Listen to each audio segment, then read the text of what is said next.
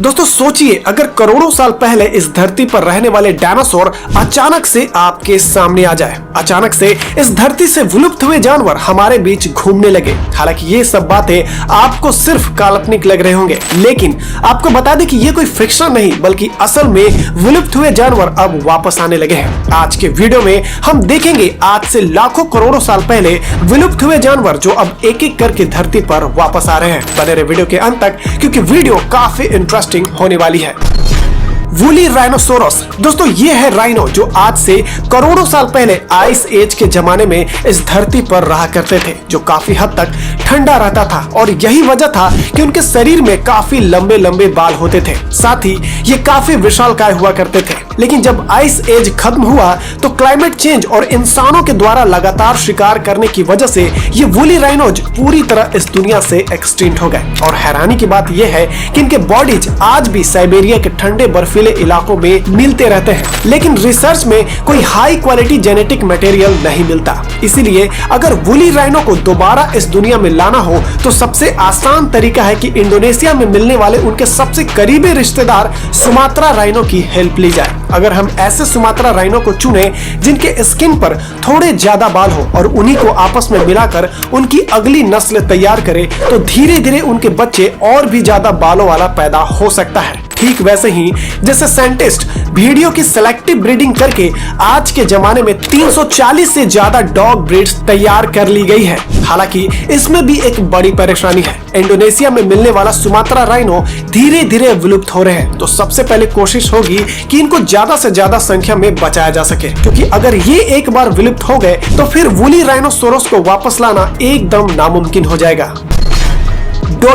डोडो पक्षी दरअसल एशिया के कबूतरों की प्रजाति से इवॉल्व हुआ था। उनके पूर्वज उड़ते उड़ते मॉरिशस आ पहुंचे थे। वहां कोई शिकारी जानवर नहीं था, इसीलिए डोडो को किसी चीज का डर नहीं था। लेकिन 1638 में जब कुछ डच सिपाही मॉरिशस पहुंचे तो उन्होंने डोडो का शिकार करना शुरू कर दिया। साथ ही वो अपने साथ कुत्ते, बिल्ली, बंदर और चूहे जैसे शिकारी जानवर भी ले आए थे। और इन्हीं सब वजह से डोडो पक्षी धीरे धीरे खत्म हो गया और करीब 1690 तक ये पूरी तरह से विलुप्त हो गया। लेकिन अच्छी बात यह है कि डोडो के कई प्रिजर्व नमूने आज भी मौजूद हैं, जैसे कि ऑक्सफोर्ड डोडो जिसका सिर आज भी बहुत अच्छे हालात में रखा गया है और 2022 में तो उनका पूरा जीनोम को भी सीक्वेंस कर लिया गया था। अब वैज्ञानिकों ने निकोबार पिजन जो डोडो के सबसे करीबी जेनेटिक रिश्तेदार है उसे चुना है और क्रिस्पर नाम की टेक्नोलॉजी की मदद से इन पिजन के जीन में एडिटिंग करके बहुत जल्द डोडो को दोबारा इस दुनिया में वापस लाने की तैयारी हो रही है। ग्राउंड स्लॉथ, दोस्तों दुनिया के सबसे लेजी जानवर स्लॉथ को तो आप भली भांति जानते होंगे, जिनका साइज महज एक बिल्ली के साइज के जितना होता है। लेकिन आइस एज के जमाने में आज के स्लॉथ से कई गुना ज्यादा बड़े ग्राउंड स्लॉथ इस धरती पर पाए जाते थे। अगर कंपैरिजन किया जाए तो उस जमाने में ग्राउंड स्लॉथ एक हाथी के साइज के बराबर हुआ करता था। हालांकि ग्राउंड स्लॉथ एक शाकाहारी जानवर थे जो सिर्फ घास फूस, पेड़ पौधे खाते थे और ये जानवर ज्यादातर वुडलैंड और ग्रासलैंड में रहा करते थे। और इसी वजह से ना ही इनका कोई खास प्रिजर्व फ्रोजन बॉडी मिला है और ना ही इनके शरीर से डीएनए एक्सट्रैक्ट किया गया है। इसीलिए सिर्फ एक ही तरीका बचा है जिससे इनको इस दुनिया में किसी तरह वापस लाया जा सकता है और वो है इनके रिलेटिव ट्री स्लॉथ में क्रिस्पर टेक्नोलॉजी इस्तेमाल करके ग्राउंड स्लॉथ जैसा एक बड़ा एनिमल तैयार कर लिया जाए। क्रिस्पर एक ऐसी टेक्नोलॉजी है जिसमें किसी भी जिंदा जीव के जीन में एडिटिंग करके उसे मॉडिफाई किया जा सकता है और माना जाता है कि इस टेक्नोलॉजी से हमें आने वाले दौर में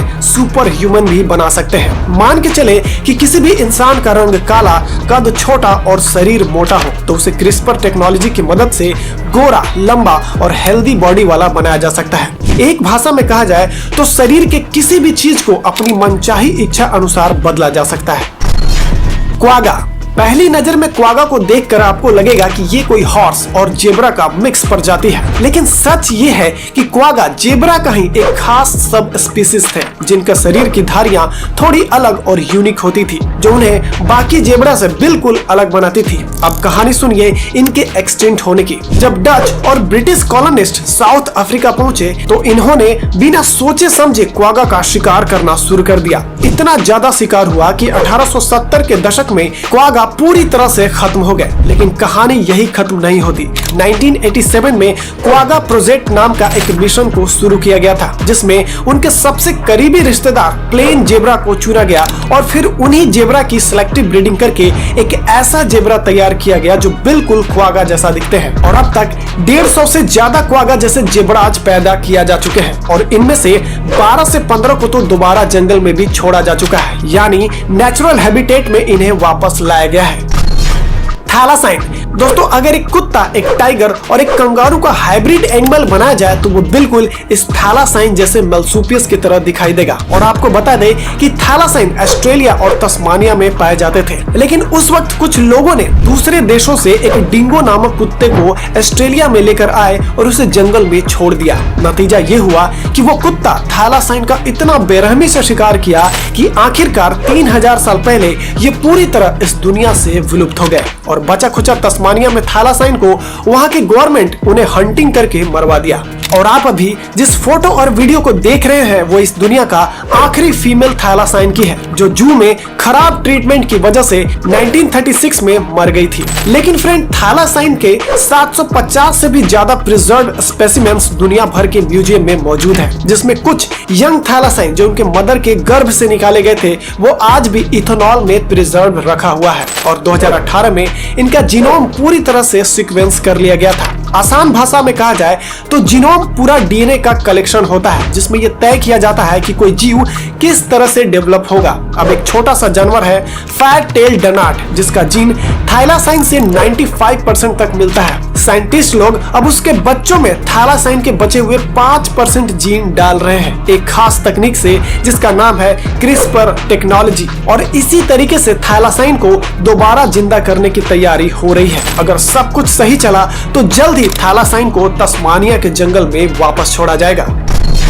वूली मैमथ दोस्तों, वूली मैमथ उन जानवरों में से एक है जो इंसानों के द्वारा खत्म किए गए सबसे फेमस जानवरों में गिना जाता है। लंबे बालों से ढकी इनकी मोटी चमड़ी और ताकतवर शरीर इनके आइस एज की जबरदस्त ठंड में भी जिंदा रखता था। लेकिन जैसे ही आइस एज खत्म हुआ, इंसानों ने इनका शिकार करना शुरू कर दिया। उनके मांस को खाया जाने लगा और हड्डियों से शेल्टर बनाए गए और इसी तरह करीब 10,000 साल पहले वूली मैमथ पूरी तरह से खत्म हो गए। हालांकि रूस के पास वोरंगल आइलैंड पर इनका एक छोटी सी आबादी पिरामिड बनने के दौर तक यानी 4000 साल पहले तक जिंदा रहती थी। अब खास बात यह है कि वूली मैमथ की कई प्रिजर्व्ड बॉडीज आज भी साइबेरिया के बर्फ में मिले हैं, जिनमें बाल, हड्डियां और कई बार ब्लड भी शामिल है। इसी के आधार पर 2015 में इनका पूरा जीनोम को सीक्वेंस किया गया और चूंकि एशियन एलिफेंट का डीएनए वूली मैमथ से 99.6% तक मेल खाता है, इसीलिए अब उन्हें एम्ब्रियो में बचा हुआ 0.4% मैमथ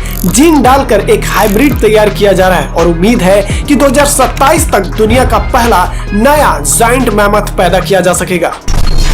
डायर वुल्फ एक बड़े और मजबूत वुल्फ की प्रजाति थी जो करीब 10,000 साल पहले पृथ्वी पर राज करती थी। ये आज के ग्रे वुल्फ से कई ज्यादा बड़े और ताकतवर हुआ करते थे। लेकिन जैसे जैसे समय बदला और इंसानों ने जंगल पर कब्जा करना शुरू किया, डायर वुल्फ धीरे धीरे खत्म होते चले गए और अंततः ये लगभग 10,000 साल पहले पूरी तरह से एक्सटिंक्ट हो गए। लेकिन अब विज्ञान ने एक बार फिर से ये कोशिश शुरू कर दी है कि डायर वुल्फ को वापस इस दुनिया में लाया जाए। लेकिन कैसे? आज के वुल्फ के जीन में क्रिस्पर तकनीक से डायर वुल्फ के कई जीन एडिट किए जा रहे हैं। फिर इन खास वुल्फ की सिलेक्टिव ब्रीडिंग की जाएगी ताकि धीरे धीरे इनका आकार, ताकत और दिखावट पुराने डायर वुल्फ जैसे हो जाए। अगर ये काम सफल रहा तो आने वाले सालों में जंगलों में हमें फिर से डायर वुल्फ घूमते हुए देख सकते हैं। तो दोस्तों, ये थे दुनिया के कुछ ऐसे जानवर जो लाखों करोड़ों साल पहले इस धरती पर जिंदा थे, जो अब धीरे धीरे वापस आ रहे हैं। और साइंटिस्ट का दावा है कि आने वाले सालों में इस धरती पर ऐसे सैकड़ों जानवर फिर से जन्म लेंगे जिसे लोग बस सिर्फ